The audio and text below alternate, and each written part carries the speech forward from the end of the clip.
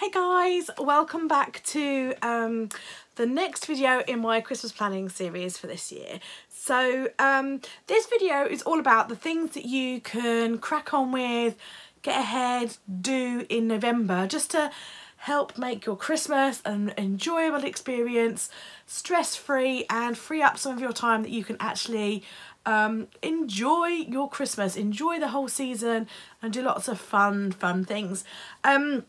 If you haven't already seen my October, what you could do in October video, I'd go and check that out, because if you haven't got a start on your Christmas planning, everything that I talked about that you can do in October, you can also do in November. And actually that stuff is probably a little bit more key than what I'm going to talk about today. So if you haven't seen October's video and you haven't started doing any of those things in October's video, check that out first, then come back to this video. So if you've started, then excellent. I'm quite pleased with myself that I have been doing the things that I talked about in my last video. So in November then, time's ticking on. I can't believe it's November already and we've had half term and Halloween. A lot of people were like, oh, but Halloween. I think in this country Halloween isn't quite as widely celebrated as in America, so I don't necessarily think there was like loads to plan for Halloween, so I think you can do the two together. But now we're into November, it's like wham, we really need to start thinking about Christmas, because there are certain things that you need to get sorted. So in our house we have a family tradition, and it's a family tradition that I have had since I lived with my parents, and I've now brought it over into our family, and that is on the very last night of November we have what we call Fairies Night. And on that night we sit down together, we have a nice dinner, and we will like make hot chocolate or something, and we'll sit down together and we will write our letters to Father Christmas. Yes, John and I also write letters to Father Christmas. That's just really helpful for each other to know what each other would like for Christmas. So we all do it together. Obviously our small person is quite small still, so we help her with her list, and we say, we make a real nice thing of it, like what would you like to ask Father Christmas for, and help her to write her list, and she decorates it with stickers and washi tape and all of those good things. So we do that on the very last day, as I said, in November. So the premise of this tradition is that we then leave our letters out on the fireplace, like on the mantle, and overnight the fairies and elves come from the North Pole, and they come and they visit our house, and they take our letter back home to Father Christmas with them. So that's gone, but in its place they leave advent calendars. They always leave an advent calendar, and they always leave a ornament or a bauble for the Christmas tree. That's how it's always been in my family. Now that I've got a child, we have kind of embellished that a bit more, and also because in the shops now you can buy a lot more things than you used to be able to buy in the early 80s. So I have kind of extended that, so she gets a advent calendar, but we have a wooden refillable advent calendar, so we've got that. So I need to make sure that that is down and out of the loft, it's clean, because obviously it's been in the loft, but it has been in a plastic box. And then we fill it every day. We fill it every night, so that someone's not sneaky and opens more boxes, because the premise of that again is it's magic and it refills overnight. So Sweetie's in there, and we have an elf on the shelf who comes to visit us. Now our elf comes every day, and he brings a little something, she brings a little something from the North Pole with her. I don't do elf on the shelf where I move her around and like stage things. I don't do that. I like looking at photos where people have done those kind of things, I don't like it. I don't like some of the naughty and saucy things that some of the elves do.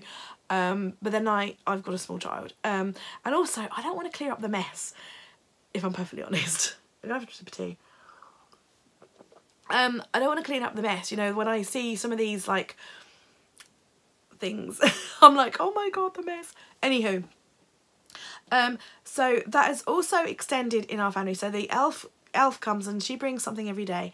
But also on the 1st, when the elf comes, she brings a pair of Christmassy pyjamas and a Christmas jumper or a Christmas top or something like that. And that's just like a really nice addition that we've set up. So on the 1st of December, little one comes down, wham, there's the advent calendar, there's the elf, there's a little bag, and in that is an ornament for the tree, a pair of Christmas pyjamas and a jumper. And I also do a pair of like Christmas pyjamas in the Christmas Eve box, which I'll talk about that a bit later on. But the reason I do that on the 1st of December is because I feel like it's great getting Christmassy pyjamas on Christmas Eve, but actually there's a whole lot of the month where you could be wearing Christmas pyjamas. To be fair, we all wear our Christmas pyjamas all year long anyway. We keep the spirit alive all year long, so I'm not worried about that. But I think it's just nice to get them early so that you could got like the whole month to wear them. And yeah, that has now, the precedent has been set and tradition has been set. In my day, there weren't like so many like Christmas jumpers and things like that. But so it's nice to be able to like change it up and do something new for my family. So the things that like I need to prepare in order to do all of this, and perhaps you guys need to do if that's something that you'd like to introduce as a tradition to your family.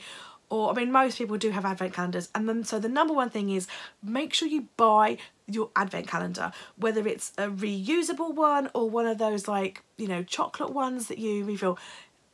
Whatever it is, make sure you buy those nice and early. Buy them now. Next time you go to Tesco's or Waitrose or or Summerfield, wherever you go. Does Summerfield even exist? Anyway, Sainsbury's, wherever you go, make sure you buy your advent calendar, because I have found that the closer and closer that it gets to December the 1st, all the good ones go. So you're then left with some of like the not so nice ones.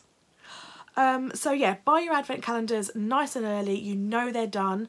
Some of the other things that I find go really, really early are the chocolate decorations that you hang on the tree. I find they sell out really quickly as well. So I always buy those in December so that I know that we've got them and it's done. So in the month of November, I shall be like, I mean, I'm not short for Christmas stickers, so that's okay, but I shall be making sure that like we've got like stuff ready to be able to write to Father Christmas to make that an enjoyable evening. So Christmas stickers, that kind of thing. If you don't have those, you might like to consider doing it, or you might like to consider purchasing a letter kit to write to Father Christmas, something like that. So I need to plan that. If you are going to do anything exciting on the 1st of December, like I know a lot of people do a North Pole breakfast to welcome their elves to the family. That's something that I'm sort of considering doing this year. We'll see, particularly because this year the 1st, I believe, is on a weekend, so it makes it a whole lot easier and we can have like a nice like long breakfast. So if you're doing all of those things, obviously that's wham, the 1st of December. So you need to make sure that you've bought everything and you know what you're doing and you're all good to go, ready for the 1st of December. So yeah, advent calendar and any of your little surprises for the 1st.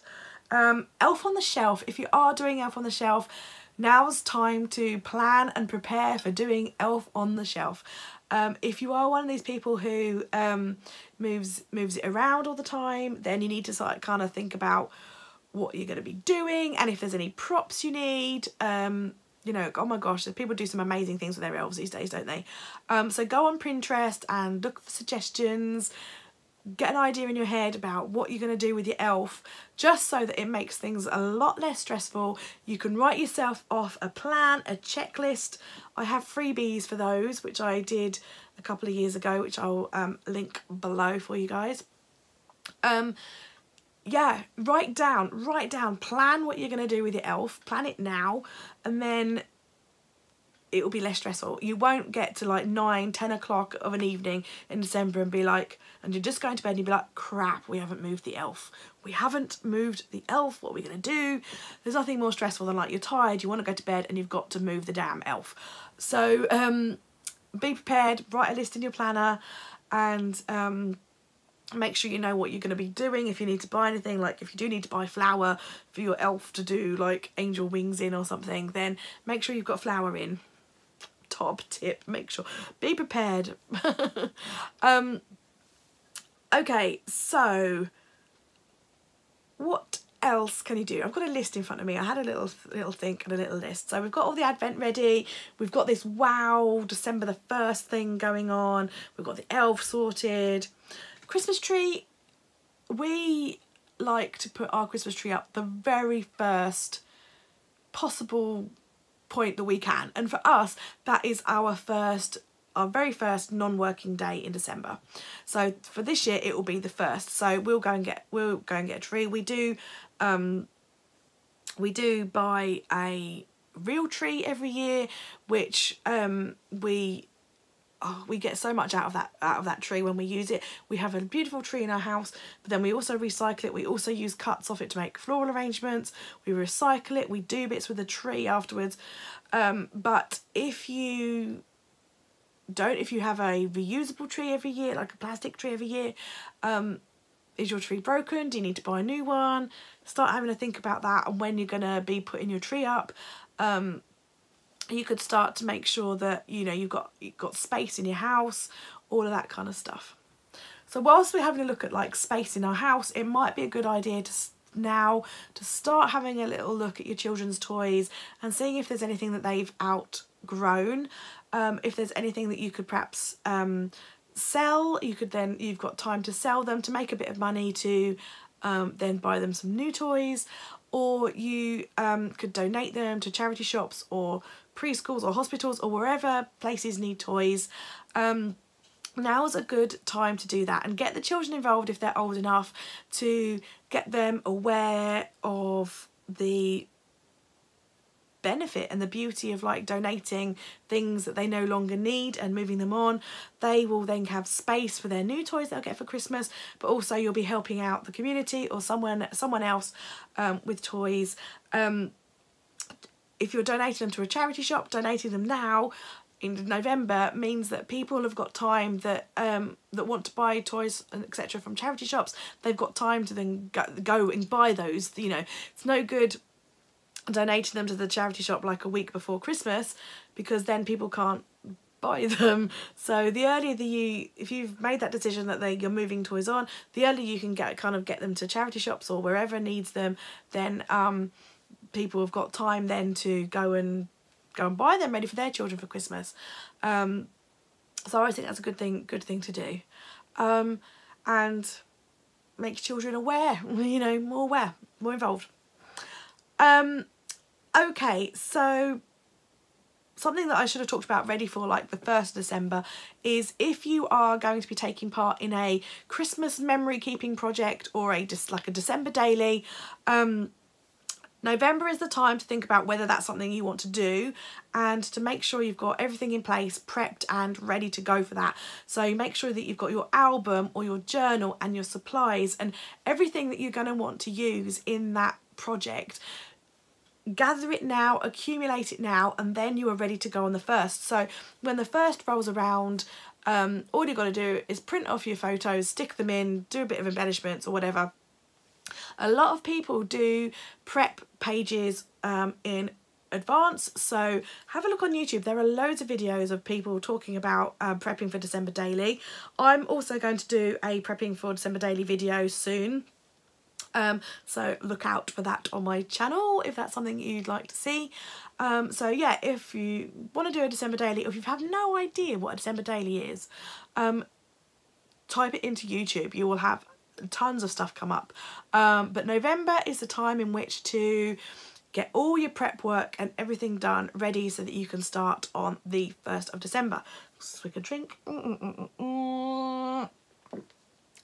What else in November? Christmas cards. Like advent calendars, I also find that the good or the really nice Christmas cards do tend to go quite early. So I'd also suggest buying your Christmas cards now, and that way you don't have, and you know, and writing them now. That way you don't have to have a really long evening or evenings sitting there writing copious amounts of cards. You could do 1 or 2 an evening, have them ready to go, and then you can just post them all in one go. But if you've got your cards now, you've got plenty of time to write on them, particularly if you're one of these people that like writes letters to people, you know, like longer things in cards, or actual like letters that aren't like round robin type of letters.